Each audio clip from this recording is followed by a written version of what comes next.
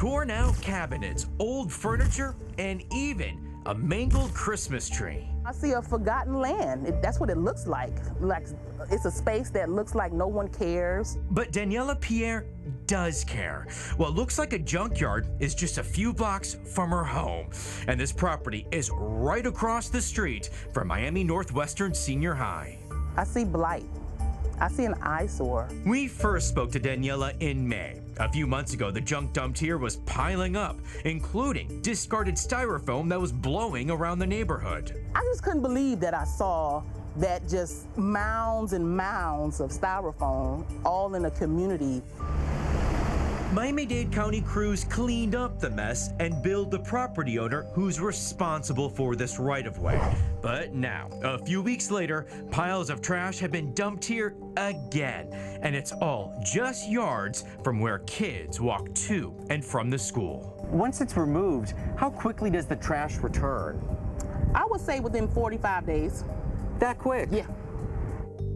And now it looks like trucks are being dumped here. Look at that old utility truck down there at the end of the street. And right here behind me, it looks like somebody just left a semi. It's not a parking lot, it's not a junkyard. This is actually a street that people use to get to school, get to work, buy their groceries, go to church.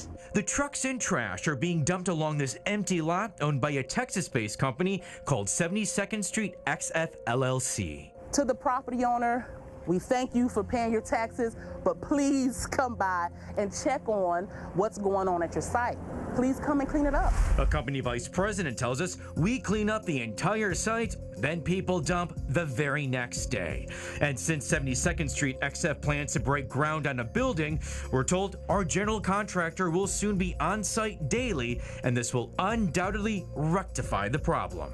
These are tires that were dumped. Ron Rand understands that company's frustrations. He owns a business in a warehouse a block away.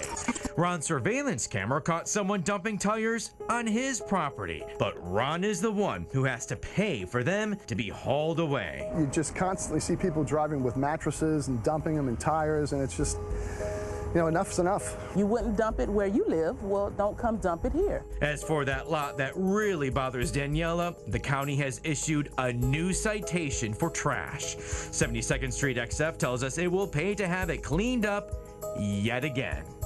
Kevin Ozebek, 7 News.